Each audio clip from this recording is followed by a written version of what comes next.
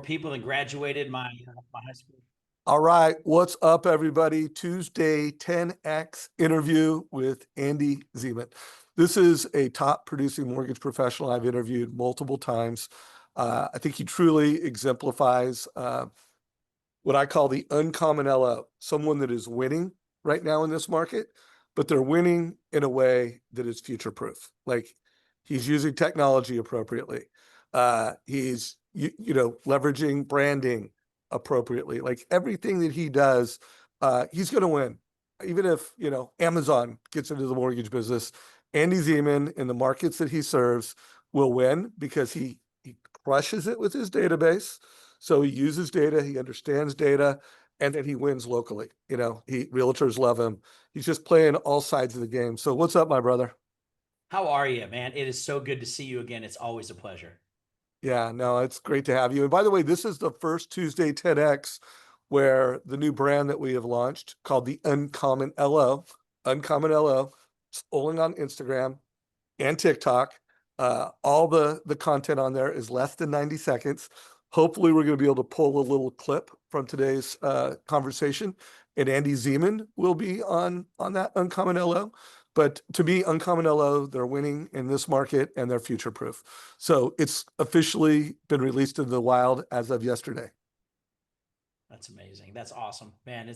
You guys are doing some great stuff here, Dave. I got to tell you, there's always fun changes. Every time I turn around, you got something new you're rolling out, something else to really serve the community. So I can't tell you how much I appreciate you. And I'll tell you, I've said it before, the one of two pieces of technology that I have that's completely irreplaceable, and it's MortgageCoach.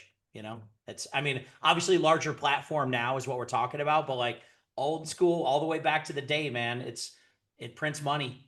It prints Yeah, money. well, you do it right, man. You use the data in MortgageCoach Next Gen, and then you also use the presentation. By the way, what is the other critical piece of technology that you cannot live without? We need to know. So I think it doesn't matter whether it's, I'm a big fan of HomeBot, but you could use like a My Home IQ. You've got other features available, like you've got, within Trust Engine, you've got some other capabilities there that I think are really important. But I think you have to be monitoring more than just a client and their rate. I think you have to be monitoring everything, right? We are a centerpiece. You either hire a really qualified mortgage advisor or you're hiring a really qualified financial advisor. Maybe you're hiring both. And in a lot of cases, if you're a consumer, and you probably should, but the reality is I think you need to be monitoring a lot more of that actual data. Data wins. And people that use the data, right? It doesn't mean just data for the sake of it. Like you have to really understand it and pay attention to it and the opportunities. We'll share a couple interesting case studies today, I hope, that are proof positive about the importance of data and timing. But I'd say one of those is going to be a necessary piece of tech. Yeah, agreed. So how are you doing? Like, what is your production right now? Sure, where are you going to end up this year in terms of closed loans? How you doing last month? What are you going to do this month? Well, up until this recent change, like we were chugging along, I was worried I wasn't going to hit my metrics. Given the trajectory that we're on right now, I'll fund 100 million this year. So I'm pretty pumped about it. And now keep in mind, I wasn't on that trajectory until we saw a rate decrease and we took advantage of it because we were prepared, right? We were prepared. And this is what we've been preaching for a long time is you have to be ready, right? But we'll finish right at about 100 million this year. And, unit wise, I think it'll probably shake out somewhere in the neighborhood of 175, we'll say, families in that general vicinity. And you were on track to do about 80. So this is so I was on track to do just shy of 80. Yeah. And I'll pick up a solid 20 million as a result of the market and where we're at right now. And that's purchase business as much as us filling in the gaps too with some of our database business, but we should finish as a result just over 100. Right on. So guys, this is mastermind style. We've got over 83 people watching this live and who knows how many people on Facebook. If you have questions while you're in this live community, like put in your questions. And then reminder to everybody, if you ever want to be in this live Zoom community, like if you're watching this on YouTube, at the top of savageinsights.com is always who I'm interviewing next. So if you want to be into the live show every Friday at 9, every Tuesday at 9. Just go to Savage Insights, whatever's on top, that's the next one. So sign up for that. So let's talk about optimizing refis, but doing it in a way that you're crushing it and you're winning with realtors short-term and long-term. Because I do think a lot of loan officers are going to take their eye off the ball. Like Yeah. the common LO, one is struggling. They're not thriving. They're not on track to do the kind of volume you're doing. And the common LO is going to like blow off realtors and focus on refis. To me, the Right. uncommon LO is going to do both, and they're going to do it in a way that gives them a competitive advantage. So how are you optimizing refis? Yeah. So first of all, I'm not doing them with the exception of one every day that I'm like during my actual day. I'm not doing refis during the day. I'm doing refis in the evening and I'm doing refis on the weekend. And there's a few reasons for this strategy wise, but I don't, I'm going to be honest. I don't like working weekends, but you know what I don't like more than not working weekends is not making my numbers, right? And missing opportunities.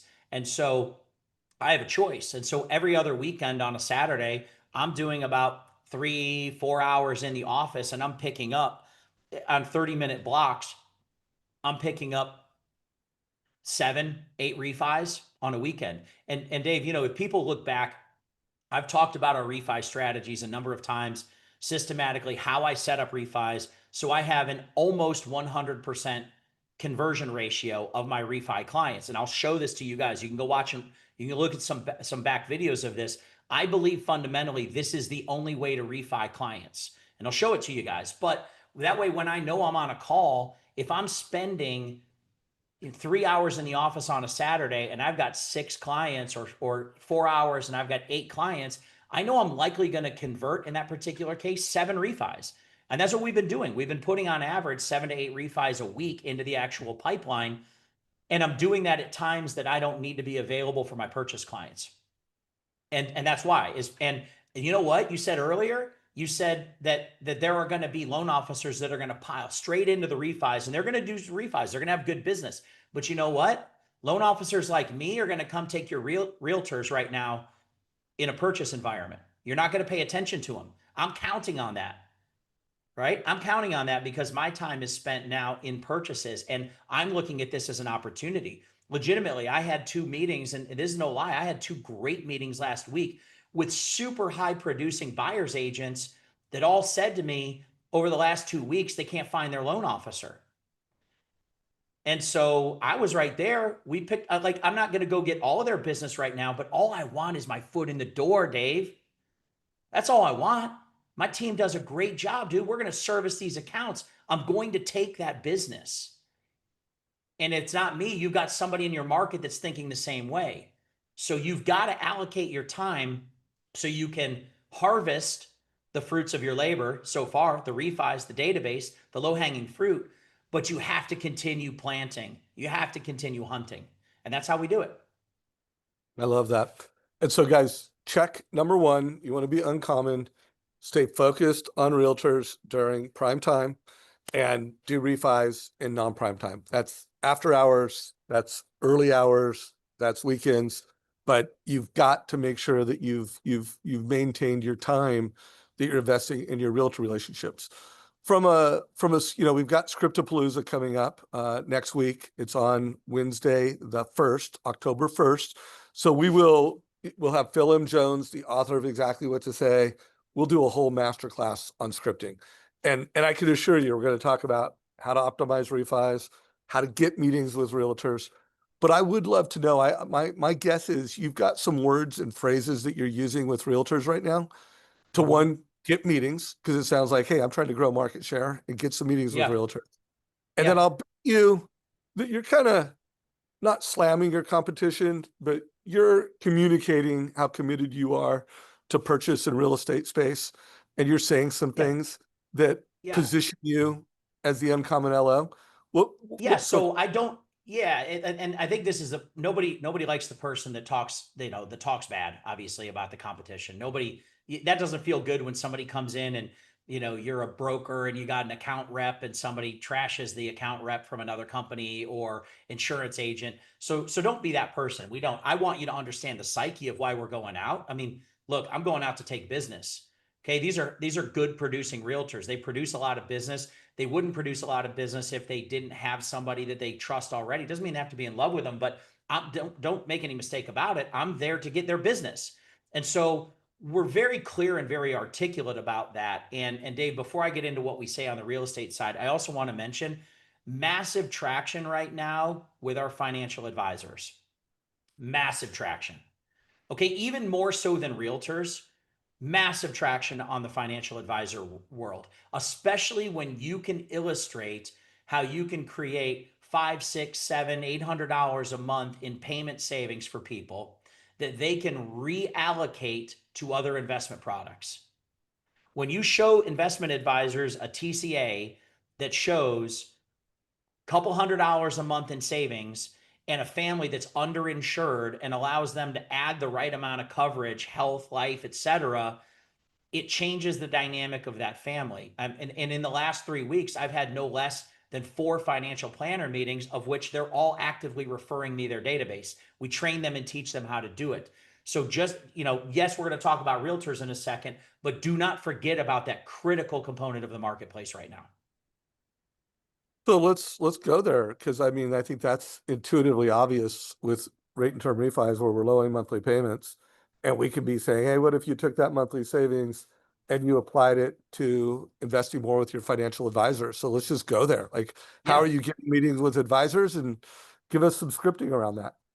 Yeah, so I had one yesterday, and basically the conversation that I had is, obviously, Dave, tell me a little bit about your business. Tell me who your clientele is. Do most of them have mortgages? Do they not? Yeah, are they paying more on them than they would like to? What's the answer when I ask anybody that? Do you find most of your clients are paying more on the mortgage than they really would like? Isn't everybody? Right? Right? We lead with questions that we already know the answer to. Okay. Otherwise, Agree. you get stuck, you get caught, right? So you're leading people down this road. Well, yes, I do. Well, what would you say is the number one reason, Dave, that your clients don't either invest more or carry the proper amount of insurance? Now, this is a fact finding mission, but let's go there. What's the reason? They're like, oh, well, they just don't have the money, right? They would invest more. They would save for college. They would do more in their IRA. They would carry the right amount of life insurance. They're a little tight right now. They just don't have the money. Okay, well, are most of your clients carrying credit card debt? The answer is yes, probably, but let's assume it wasn't. Well, we could take a TCA. Like, do you mind if I do a screen share real quick? Are you kidding? Of course. All Let's right, Let's cool. go. So we could take, for example, this is not one that I did this scenario on, but I'll show you how we pivot real quick. So this was a client call that I was on. This was my one refi for today that I was on the call with. That's why Dave was all nervous. Literally, I got on this call 1 minute before it started. I was on this call with this client. I And was so not nervous, this by the way, because I knew you'd be here. You knew I'd be there. I know. So this is legit a client that we were doing the refi for. So we've got their current loan, we've got the refinance, we've got the what I call the prepay test. I won't go into all of this right now, but this is how I structure every refinance. Dave, we've got multiple trainings, I think, on this one that we could maybe link to or whatever. But look, it's a nice drop in rate. We're cutting out mortgage insurance relative to it. I always have clients bring a payment to the closing table so it's not rolled into the loan amount. They're going to get an escrow refund. They're going to save $547 a month. This is real, tangible money. Well, when we go into this scenario, I always test, well, what's the 547 do for them in monthly payment? Well, it cuts their term by more than 8 years. So graphically, we can see that that's $33,000 in the next 5 years, 27 if they literally set their money on fire in the backyard and do nothing with it. So wouldn't you rather burn your $27,000 and let a bank have it? Probably. And so then we've got comparison out over 15. So these are really, really great scenarios. There's nobody that's going to walk away unless they're going to sell this house in the next 6 months. There's nobody walking away from $90,000 in savings or over 15 years walking away from $150,000 in savings. Not going to happen. So what we want to do is we want to figure out and test, is there a better way to do this? So let's take a look here. Let's go to our analysis. I'm going to create one other scenario, and I'm going to call So you this. guys are seeing how easy he's doing this. And remember, guys, servicers are on it. You need to deliver more value than ever. Every time you do a refi, it's not just about saving monthly savings. It's about one, giving a little bit of financial literacy to the consumer, and two, showing them how to do more than just save money. Everyone could Right. save the money in a market like this. Andy is showing them options like, hey, you could prepay your mortgage or you could invest the difference. And look what that would do to your net worth and look what that would do to your financial freedom point. Yep. I need to uncheck this box. Oh, you know what I did? I went to the wrong scenario here. Hard. Hold on. Sorry. Here we go. I want this one. There you go. There we go. I'm in the right one now. Okay. So I'm going to bump this guy real quick here. Watch me recreate this one. This is going to be So by the way, invest he's adding savings. another program. This is how quickly you can add strategies, and he can do So, this while talking to a client on the phone. He's gotten so and good I at it, so Yeah, fast and at it. I do. That's the magic. And Dave, one of the secrets I want to mention here as I add this in here. Now I'm going to take their money and I'm going to show them investing this difference, this 547.26. One of the things that I've found a lot of traction with, this is with realtors, financial planners, and clients, is they want, in a world of like fakey, they want authenticity. Okay. And so what we're going to do is we're going to put an investment balance of 0. I'm going to give them a rate of return of, I always ask the investment advisor, hey, what do you think is a conservative rate of return 10 years, year over year, 10-year average? And they're like, well, and they give you these round answers. And I'm like, because I'll tell you now, like, if I don't get 8%, I'm going to fire my investment advisor. You're really good at what you do. So I'm guessing you get people more. So why don't I just use 6%? And they're like, yeah, that sounds reasonable. And then I drop in here the investment payment of 547.26. Okay. Now what I'm going to do is I'm going to click pay off with investment just so we can track that. That's the point of freedom, which is the point with which the asset balance exceeds the mortgage balance based on standard amortization. So when I pull this report back up, what we just did was we added a fourth program live on the call. And look, it saved them an additional year on the freedom point. But more importantly, if I switch this report over to now net worth, it's going to show a massive change in net worth. And I'll do that in a second. But let me come back to the statement here that I was making on doing this stuff live. People love authenticity. If it's scripted, they're not interested. If I was on this call right now, literally reading a script from my teleprompter, and you could see me reading it, you all would have lost interest a long time ago. Maybe some of you already have, but fewer because I'm not reading the script. So understanding that when I'm with a financial advisor and we're talking about it, I might say on a Zoom call, you know what? Rather than me tell you what I like to do, let me just show you. And so we did this on a call not long ago. And I said, why don't let's just script a refi client real quick and see what it looks like.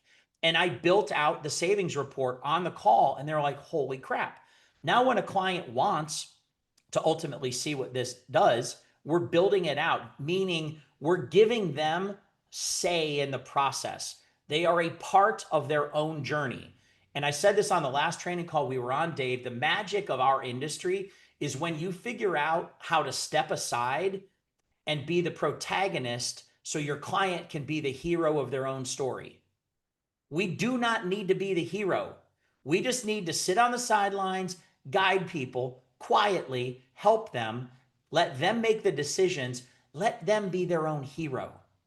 We're just there to guide. That's what we do. So, yeah, anyway, let me change this analysis in the presentation real quick. Next. So what I'm going to do now, guys, is I'm going to change the time frame in the report. I'm going to leave this here, but I'm going to go to total net worth in 15 years. Now I do this live as well because they just saw the mortgage balance higher. What's going to blow their mind is this. You mean if I just take the same amount of money every month that I'm paying right now and I don't pay it extra to my mortgage and I don't go burn it in my backyard, it means that for some reason, when I click the AI, it opens up that report for me, which is always cool. It means that I have a $956,000 net worth, of which a substantial amount of this money is in cash. And this is after I paid off my, or actually at that point, no, it's not. $159,000 of cash investment balance. It's grown to 194, and I have a total net worth of of 956, of which this cash is usable for them. So that's the highest net worth total. There's no reason for them to separate this out. They should be giving this money to an investment advisor. When we show Yeah. that live, now the client has a choice, right, Dave? Yeah. And that's just in 15 years. And by the way, guys, all of these things can be adjusted. Guys, there is a code, like the beliefs, the values, the mantras of an uncommon LO. And remember, uncommon LO is someone that wins in a way that's future proof. And two of those code that Andy just exemplified is one, be the guide. Like he is being the guide for the consumer. He's showing them options, showing the cost over time. He's showing how they would perform over time. He's the guide. And then authorship is ownership. Like when someone is involved in authoring their strategy, like they own it. And by the way, that is also part of the art and science of conversion. You want to improve your credit report to close loan conversion, be the guide.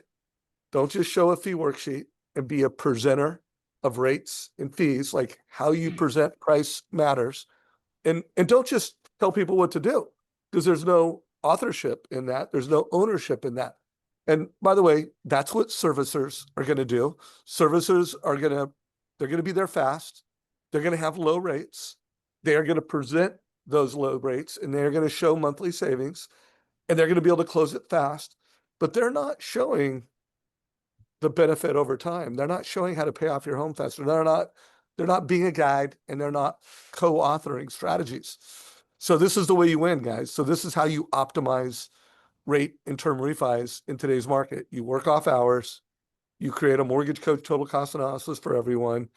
You make sure that you co-author it with them. You're not just selling invest the difference, or you're not just selling prepay your mortgage. You're collaborating, and you're like, hey, here's some ideas. Here's some thoughts. What do you want to do? Anything you Yeah. want to add to the rate and term refi, how to optimize rate and term refis before we pivot into Yes. realtors?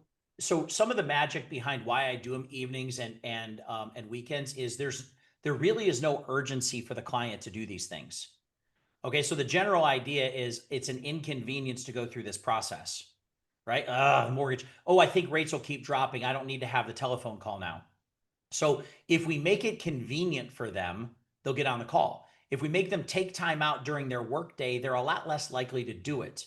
So I'm willing to make it look like consideration, special consideration for them. Hey, I set aside a couple evening hours. Would you like one of my evening hours? I set aside a couple times on this weekend. Would you like for me to save a Saturday time for you to review? The answer is yes. It's special. It's not me putting in extra time. It's me making them feel special. Okay, so that's a strong part of this. Other than that, on the rate and term refi side, is guys, get a process, get a way to present this clearly. I'm mortgage coach. I mean, the reality of it is that's how I present everything. I use mortgage coach to do loan disclosures with a client, because how many times are we on a call in a purchase environment and the client, it just happened yesterday, the client was like, hey, we thought about it overnight, we really just want to put 10% down, not 20. Now, if I was going over loan documents that I had generated for that client, those loan documents are stale, they're no longer good, the client's seeing numbers that can't change in front of them. Stop being an amateur, start being a professional.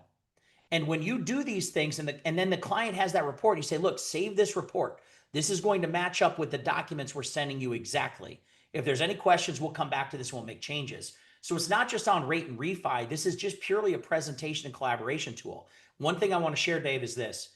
So you know that as a company, right, we use the Trust Engine platform, okay? And so when I say we need more technology, you need more monitoring, check out this story. So I had a client that I closed on a purchase of a second home, lake community, etc., January of this year. In fact, I told you this story, okay?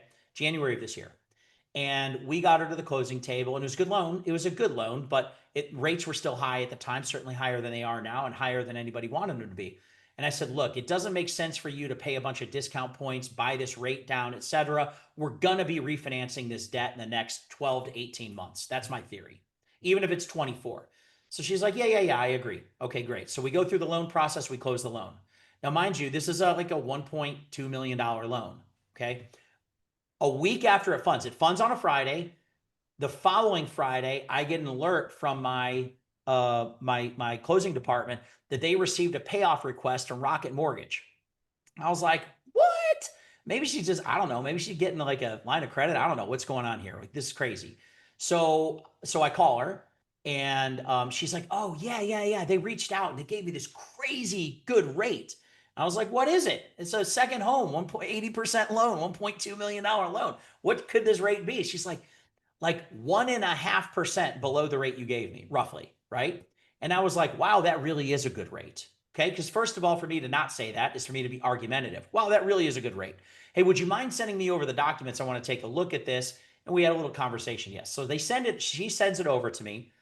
$37,000 in discount points, plus regular settlement costs, all to get to basically a percent-ish below rate. It was like maybe 1.1. So I did the math for her and I said, look, I could see why this rate would be attractive, but remember, you closed this loan yet last week. So you've got to come out of pocket with all of this money. And once you spend it, it's burned, right? It's done. So she's like, yes. Well, I got a trust engine alert about 60 days ago or so, something like that, that said, hey, this client is really in a good spot where they might be starting to look for a refinance. Okay, I forget what you guys call that alert, but it was like refinance opportunity, like probably Payment starting to look. reduction. Payment There you go. reduction. Payment reduction. So I pulled that up and I reached out and I was like, hey, you remember how you, by the way, she didn't close that refi. She's like, oh my God, thank you so much for saving me all this money. Okay, wonderful. Please tell me when it's time to refi. So I called her and said, hey, remember when I told you I'd be monitoring your stuff? She's like, yeah. I was like, well, good. We're in a good spot right now. We're going to be able to do this. So we didn't move her to 5.99 or whatever they had quoted her, but we moved her to like 6.25. She has a 3-month break even point because it was very low settlement expense. And she absolutely loves us. And I just closed this year $2.4 million of loans for one borrower without EPOing myself. And I saved the client somewhere in the neighborhood of $35,000 total net expense. And the only way that I presented this information was through MortgageCoach. Even when I put Rocket's offer next to mine and said, here's why you shouldn't refi, I used MortgageCoach. So if you consider, even if I made, let's just say I make 100 basis points doing a mortgage all in, just for easy round math. Dave, how much is that? Well, I would have had to pay back the 12 grand originally, so I wouldn't have made any money. It's a $24,000 investment. So do you think you got a client for life with me? Yeah. Heck yeah. So guys, we're going to pivot now from optimizing refis to winning with realtors. But I want to make sure you guys can see the app that Andy uses. And also we want to use some anonymized data. Whereas if we showed Andy's mobile app, it would show client information. So this is anonymized data that you'll see on my phone here in a second. And so this is what we call MortgageCoach Next Gen. And so, by the way, everybody on this call, if you have not downloaded this, download this app. Everybody can have this app, and everybody will have this presentation tab where literally it will show you, hey, who's engaged with the AI. So if I like clicked on that, I would be able to see a transcript of the AI exchange that the customer had. Everybody can click preview and highlight. And so I don't know if you guys noticed it, but when Andy was going through that MortgageCoach experience, he was highlighting it, so whatever I click on the mobile phone of the desktop, he has. You can add a video from this. So by the way, everybody who has a MortgageCoach, you have this app. Just go, it's called MortgageCoach Next Generation. But Andy and his company have MortgageCoach Next Generation. So they're going to have this inbox. And in this inbox, we're monitoring data. It integrates with your CRM, but I think you saw one of these. Someone said payment reduction. So like we're telling you like, hey, who's eligible to reduce their payment? And all within the app, you can text and we'll give you a script. You can email, we'll give you a script. You can call, we'll give you a script. Again, you can click that button. Again, speed to need, like use data to get to the needs of the consumer faster. And we're going to tell you everything you need to know about that all on your mobile phone. So by the way, it sounds like Andy, you're using this mobile app and any best practices? Like I interviewed the number one producer of a big lender with like 800 loan officers, the number one guy. And he said, hey, Yeah, every morning, first thing I do is I look at my data signals and I yeah, decide whether I text, call, or email. Do you yeah. have any best practices as to when you do it and how you do it? Yeah, so what I love is I have the app, the push notifications turned on. And so I'll have a break. I pick up my cell phone a lot during the day, right? In between breaks or whatever. Most of my calls go through other services. When I pick it up and I see I have the alerts, I just check it. And at that moment, I decide what I'm going to do with it. Like I mean, I've got a reverse mortgage that'll close this month or next month as a result of this. It was a reverse alert. It was the first one that I and when I say followed up with, where the client had an interest and we discussed it, but we'll close a reverse mortgage in that particular case. So I think the point is, for me, I'm not that structured with it. I just know when I see the alerts, I click on it, I open it up in my inbox, and I go in and I use it. It only takes me a couple minutes. I already know how to use the system, so I can quickly look at it, and then I just reach out to my client. I do change my script though. I love having it. If you don't know what to say, then say what you guys have programmed. But I'll queue up the prompt. I'll go in and I'll just edit it real quick, and I'll just send a text message, and I get really good results from it. So, No issues with that. Andy, I want to make sure you know about this feature and everyone. If you click on it, and let's say you do not want to take action on it right now, you can click mhm. here, you click reminder, and you can either say, hey, 2 hours, 24 hours, or pick a date and time. So Yep. were you familiar with that feature? I have seen that before, and I have used that, which is phenomenal. It's awesome. I Yeah. mean, the So whole thing is this. Like, wouldn't it be great? I mean, I think we all want to come in and we all want to have a list of people that are going to be prime candidates for us to have a conversation with. We go into it knowing that we have something of value to talk about. So that's similar to how I transition to realtors, right? We go into it knowing we have something to talk about. Is this a fair point to do a transition into that? go for it. Yeah, let's go. So, so I'll preface this with a quick story. So I had a client that recently, like I mean, this is Friday of last week actually. The client is doing a 1031 exchange. So okay, great. I know what to do. They've got three lenders that they're talking to, two that their realtor recommended, and me that a friend recommended. We get on the call, and before the call started, I had a little bit of information, but I didn't have an application. We started to build the mortgage coach while we were on the call.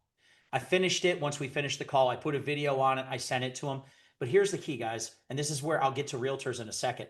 I did not ask him to make a decision on the call. Here's what I did. I said, "Look, I really want you to have an opportunity to absorb this information. This is why I use this form. So, what's a good time for me to connect with you this afternoon?" I sent him the report in the morning. He's like, "I'll be free after about 2:30." I said, "Great. I'll be in the car on the way home. Okay to call you from the car?" Yes. So I call him from the car. He said, "Hey, Andy, I want to start by saying I've never seen anything like this." Now, Dave, this always blows my mind when I hear this, because I've used Mortgage Coach now for how long? Right? A long time. Forever, ever in a day. Like, if it's been around for 23 years, I probably used it for 23 years. Okay. It blows my mind that people are not using it. And so he says, "I've never seen anything like this before." Now, he's an experienced investor. He's bought a lot of houses. And he said, "And I really appreciate the fact that you took the time to record the video, and you took the time to allow me to not feel like I was rushed to make a decision. I had the information I needed, and I love your AI feature here. I could ask it questions. How did I know he asked it questions? Because I got a report afterwards that said your client's been asking questions, which is awesome. And when we got on the call, and I said, "Yeah, well, listen, I don't like to make rash decisions. I figure if this is $1 million decision for you, you're going to want time to see the information, and we'll clarify questions later. I'm here to guide you, not sell you." He's like, "I appreciate this. Can I conference my realtor in?" And I said, "I would love that." So conferences the realtor in, and he shares the story. Now, he did something that I didn't even ask him to do, which was share the story. In my world, usually I'm saying, "Hey, would you mind sharing this report with your real estate agent if you're comfortable with it, or at least sharing with them how impactful this was in helping you make an educated decision?" Their answer is yes. The realtors always reach out and they're like, I don't know who you are, but I've never had anybody rave about a lender like that before. What did you do? What did you say? What did you show them? Perfect opportunity for me to get on a call and show them. So this is one of the ways that we are pulling buyers agents away. And Dave, when we're on a call and we're talking about picking up listing agents, we're still dealing with some multiple offers. We're still dealing with people being concerned that my client coming in on a VA that has 5% to put down is still getting a VA loan, not a conventional loan. There's no better way for me to illustrate appraisal gap. I'm not saying the buyer is going to do it, but there's no better way for me to illustrate this. And the number of listing agents and buyers agents that we've picked up by asking the client to share our process and story, that's the new game, because they want to have their clients rave about their lender referral like this client is raving about us. So my question to all of you is this: what do your agents or what do your clients say to their agents about you? And how do we get that client to be our coach in the process? See, the reason sales fails is because you're selling something. If you can get other people to promote you without you having to sell, then it's just a referral. You got to hire your staff, and your staff is your clients. Your clients need to rave about you. So Dave, when you were doing originations, let me ask you this: did you ever end, and Jeremy's probably done this before, but every single client call I'm ever on, I end with this: was it helpful? Yes. Is there anything that you found to be overly, like, above and beyond? Yes, I loved this, the presentation, Mortgage Coach. Would you mind sharing that? Just pick up your phone real quick. Would you mind sharing that with the referral source or the realtor you're working with? I really want them to know that we're taking care of you. That way, if they have any questions, they can come back and ask me as well. But I want them to know that you feel taken care of. Yeah, no problem. And then I get a response. It's like, dude, I don't know what you did, but like, that's amazing. I've never had a client thank me so profusely for introducing you. Or I need to meet you. I've never had a client rave about a lender like this before. That's it. The uncommon LO, I think there may, well, first of all, there's been several 1 minute clips from this conversation that we need to get into the uncommon LO community. And if you're watching this and there's something where, you know what, I just want that 1 minute, got to be less than 90 seconds. There's a clip. Let me know. Let us know live. Let us know in YouTube if you're watching this in YouTube. But there's so much. So one of the things, Andy, I hear a lot of loan officers using the app, like you're using it to optimize refis. Yeah. But I also am hearing from a lot of our customers that having that app and showing realtors how they're monitoring data, they're really able to make the case to the realtor that, you know what, your customer database is more valuable be managed by me than by yourself. And so one, it's another reason to refer business because I'm going to monitor and manage like no other LO. But I've even hearing where some realtors are giving loan officers data to monitor Yeah. in Yeah. Mortgage Coach Next Gen. Is that Yeah. something you've done and any thoughts on that? It is. And especially when you're picking up new agents, for example, because a good portion of their database is likely orphaned. It's orphaned because the loan officer's potentially not in business anymore. If it was somebody the client found, statistically, if it's somebody that the client found and brought to the realtor, they're probably not in business anymore. We've had such attrition over the last couple of years. There's a ton of clients that have no management. The only management they have is the servicer. Okay, well, the servicer is probably now one of two companies, right? And those two companies also own real estate firms. And so what are they likely to do with that lead when an opportunity is presented? What is Rocket going to do with the Redfin, right? That's just the sun shining on you, man. You're just like bright, I right? know. So, Hey, so I what's am. that going to do? Let it What's happen. Rocket going to do through Redfin? They're going to cannibalize that opportunity. That's why they bought it, right? Right. And so the realtor, by proxy of having a loan officer that quit the business or doesn't follow up with their database, will also lose that client. Will also lose that client. Now, simplistically, what's the easiest way for you to get a real estate agent to agree? It's like, I'm going to give you a purpose that you're going to give me your database. And it's not just that we're going to monitor when people are likely to move, sell, etc. It's also because I'm just going to tell you when it's their birth date. And when it's their birthday, I'm going to text you and I'm going to say, hey, it's Dave Savage's birthday. Here's his phone number. I already left him a voicemail. You might want to call him. Send him a video. Every morning I come in and I look at my database and I look at the agents that were attached to my clients and I say, hey, Stacy, it's Mark's birthday. We closed his purchase a year and a half ago. You might want to give him a call. I just left him a voicemail. Thank you so much, Andy. They don't have birth date. They might be friends with him on Facebook, but isn't it a lot more impactful if you just get a video message? It's like, hey, it's Stacy, your realtor. I was just calling to let you know that I remembered. I hope you have a special day. I'm thinking of you.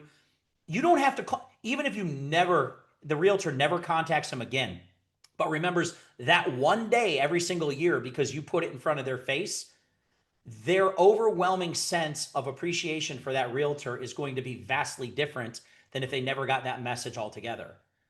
That's a simple way to add value, isn't it? It totally is. I love this. So by the way, guys, just to, lay out some of the vision of the Uncommon LO, while here at Trust Engine, we started it. I am managing this project. So I am helping curate this content. My photos right here.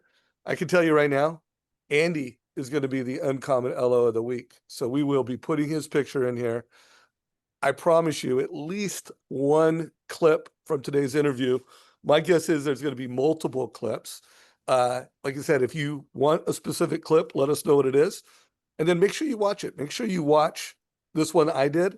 This is the first one Daniel saw. Number one value proposition to a consumer Could you hear that? is that you help them get a house. So what is the number one value proposition for a realtor to a consumer? Same thing. They help get a house. And so to us, right, when it comes to the value proposition to the realtor, how do we support realtors in helping a client get a house?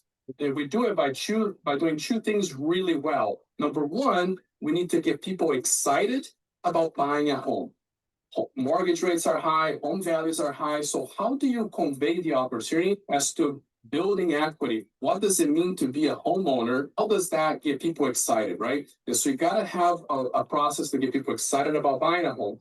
And then you have to have a process on how you coach your buyers on different ways to win against multiple offer scenarios. So my value proposition to realtors right now is when they send a client over, we're going to get them super excited about buying a home, and we're going to coach them on what it takes to win. So guys, that is an Uncommon Loan Officer script. So first of all, subscribe today. If you watch that video, give it a like, share it with other loan officers that you think want to become uncommon. What are your thoughts on that particular script, and do you do anything differently? I love it. I mean, Daniel's a master, right? I've known him for a long time. Super good guy and very authentic. So the things he's saying, he obviously does. I love that. I have a value proposition as well that we use. What I've found though is this: like the value proposition is a challenge to deliver because of the timing, right? And so most loan officers screw it up and they get on a call and they're like, Dave, let me tell you why. Let me tell you why we should work together. Okay, they don't care about that. So I love the framing question. So here's my framing question for every client and every realtor, every financial advisor that I talk to. I used this yesterday with the financial advisor, and it sounds like this. As we get into it, I'm like, Dave, before we get started, we really get into the meat of this. Let me ask you a question. What do you think my job is? What do you think my Close job is, loans Dave? on time, close loans on Close time, loans. do what you say, get my clients good rates. Cool.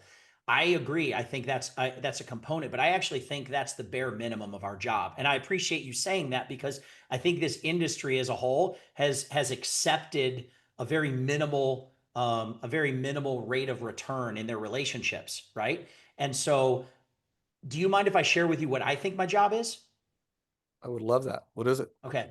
So I believe that as far as the client goes, I believe that my job fundamentally is to help them make great decisions and avoid catastrophic mistakes. Sometimes that means giving advice that's unpopular. Sometimes that means giving information that they don't necessarily want to hear, but they need to. Sometimes it means helping them get out of their own way. But I think fundamentally our job is to help people make great decisions. Now, my job with you as the real estate agent, Dave, is really simple. My job is to make sure that no matter what, they never question your authority in the process. They understand full well the level of control that you have and expertise that you have, so they never, ever, ever want to cheat on you. My job with you, first and foremost, is to say things about you that you can't say about yourself, so you don't have to worry that that client goes running to the next realtor down the street, because there is no one as great as you. So on that front, when I do talk to one of your clients, Dave, what would you like for me to say about you to them? I love where this is going. Just tell them how great I am and how much they can and should trust me. There we go. So very subtly, I unsold the competition. How? Everybody else is concerned with closing on time, et cetera, et cetera. If you come in presenting that, you're baseline bare minimum in the industry. My job is much higher than that. My job is helping people make great decisions, avoid catastrophic mistakes, and making sure that fundamentally I'm always protecting Dave's position as the authority and the paycheck, right? Meaning he gets paid because he's the authority. He's going to take great care of people, but I need to know what to say about you. Now, that relationship in that first 5 minutes of that meeting, that call, that Zoom, that's a very different standard that we take on. And that's part of how we're closing these relationships with real estate agents. I am loving this. Great script alert. That might be another clip that we have up here soon. Also want to remind folks, guys, we are literally weeks away from Sales Mastery in Dallas, Texas. Don Gottlieb just shared a link. Guys, get signed up. Like if you sign up and use MC25, you'll get $200 off. And because they want to have just the most possible mortgage professionals in one place at one time in Dallas, Texas, it's called the BOGO offer, but that's two for the price of one. So literally you can sign up and you can bring someone with you. I know we've already got over 600 people signed up and the goal is to have over 1,000. So if you have not signed up for Sales Mastery, do not miss it. I don't remember the exact date off the top of my head. Don, if you want to put it in there. But guys, there is a link. The session that I'm going to be leading, I'm going to talk about best practices of the Uncommon LO. And then I'm going to bring Sean Herrero up on stage, Uncommon LO. I'm going to bring Justin Patron on stage. They're going to give TED Talks sharing how to do loans right now. And then we're going to bring up the J-Force, the big dog, Jeremy. I have a feeling he will close my session. But anyways, make sure you guys get signed up if you have not already. Thank you, Don, for that special offer for all mortgage coaches. I'm grateful, my brother. And remember also, guys, Scriptapalooza's next week. You know, get signed up. You have to be signed up for that. There'll be a link at the top of savageinsights.com. Anything that I'm about is at savageinsights.com. Check it out.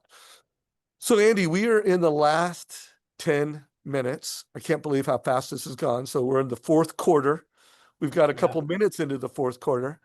I don't care whether we hit something on optimized refis, optimized realtors, anything else you want to make sure we do not share that you're doing that everyone needs to know about. Yeah, I mean, as far as like doing, I'm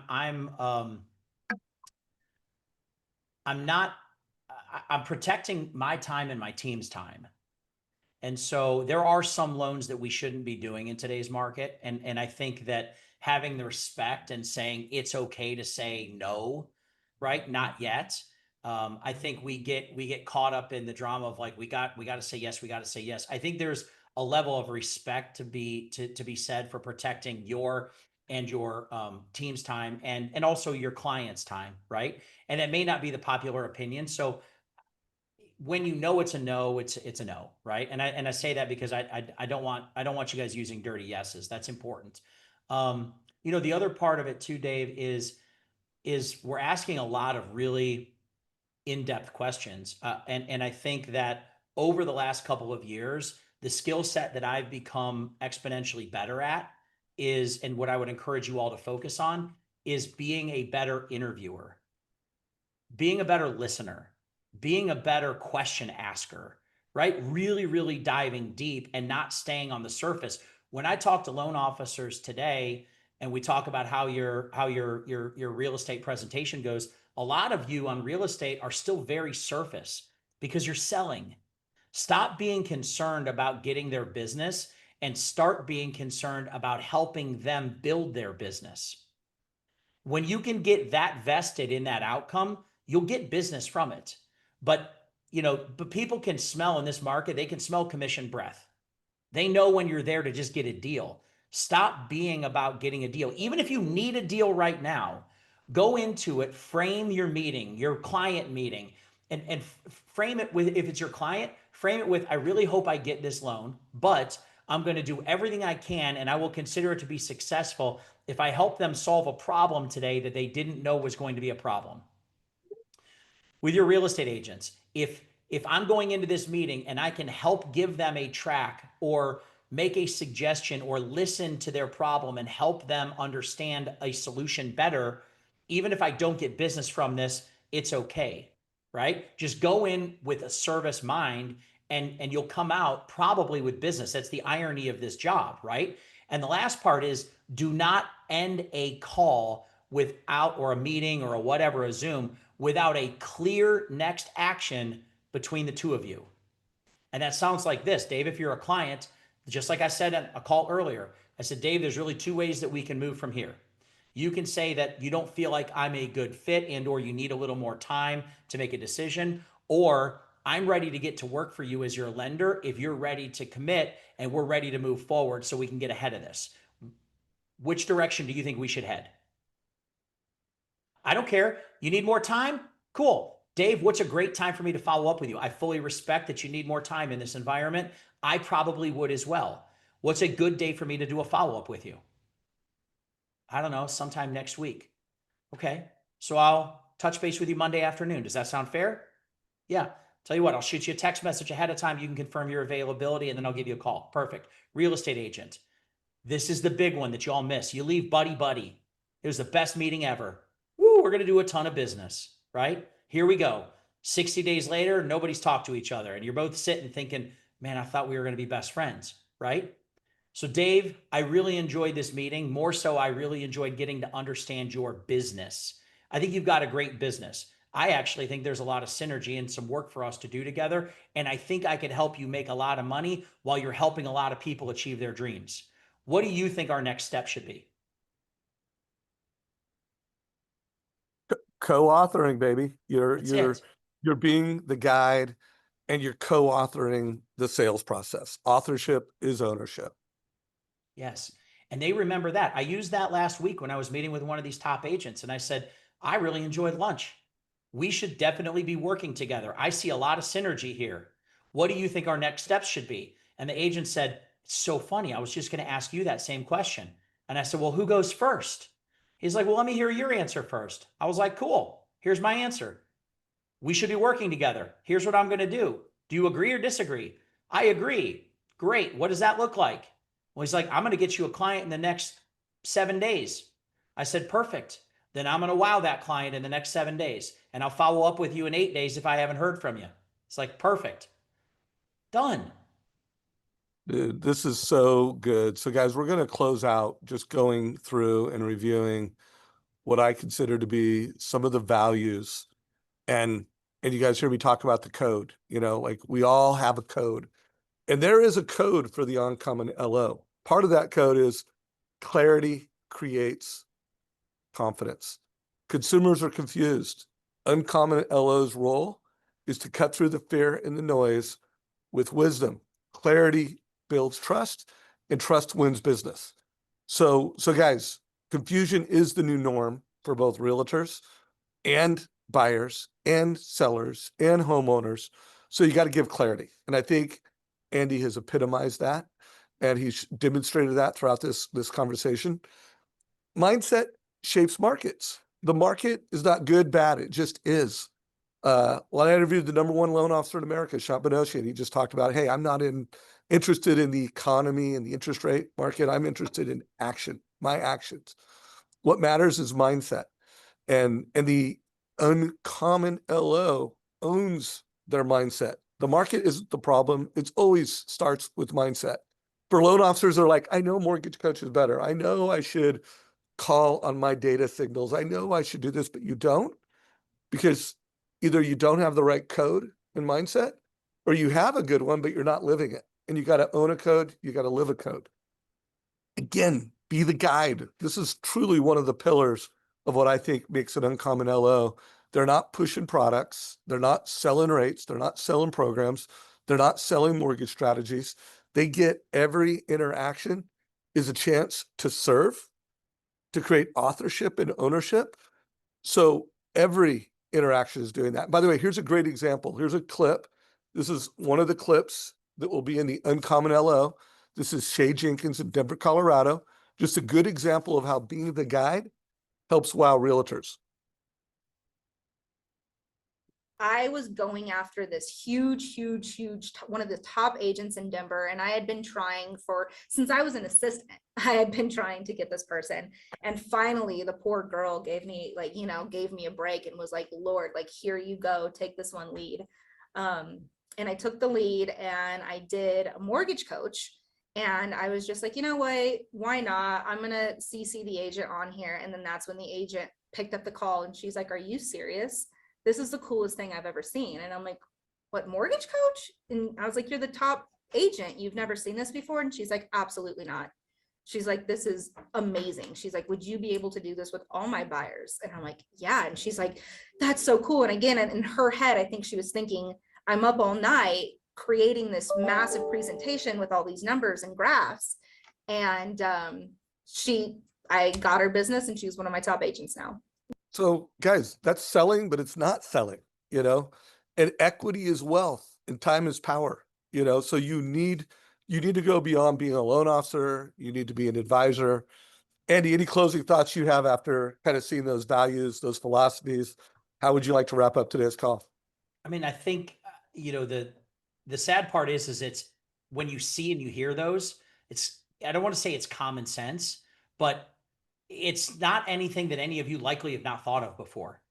It's just seeing it and understanding, and then looking at the Daniel Saws and the Jeremys of the world, and, and knowing that this is how they're running their businesses. And we have the greatest industry on the planet because there's all these people that are out there showing you their recipe for success. And all you have to do is copy it. And so few people do. So just be a better cheater. Okay? Just be a better, like in school, we get sent to the principal's office for what we're telling y'all to do. But it's okay. Do these things. Go change people's lives and your own along the way. But I mean, come on, can't make it any easier, right? This is the way it's supposed to be, right? And the Mandalorian says, this is the way. So go do it. You just had to do a little Star Wars quote at the end. So here's the closing thought. Part of why we started this Uncommon LO is, hey, we have built all these amazing mortgage coaches. Hey, in the Mortgage Coach YouTube channel, it's an hour long, only some people are going to listen to an hour long form podcast like this. And we want to change the industry. We believe that every single mortgage advisor can be the Uncommon LO. Anyone and everyone, whether you've been doing this for a long time, it's not too late. And we also believe that it's time. The industry needs to pivot. Loan officers need to become that Uncommon LO, do these things. So hope you subscribe to that new platform, that new community. Andy, couldn't be more grateful for all the value you bring to the Mortgage Coach community. The customers you serve are lucky. The realtors you serve are lucky. And then all the loan officers that you get to touch through your coaching platform. Big fan of Amir and everything you guys do at Go Coaching. So congrats on all the impact you're making, brother. Thank you, man. Yeah, we got GrowthCon coming up. If you're looking for something to do, second week of October, I'll be in Orlando. Come hang out at Disney with me. We'll see you there. Right on, brother. Dave, thank you, buddy. I appreciate it. Couldn't be more grateful for you. Have a great day, brother. Bye. This is a wrap, everybody. Let Andy know what you think as you leave. Hit one of those little reactions. Hey, and if you don't follow me already on Instagram or Facebook, go follow me. I love friends.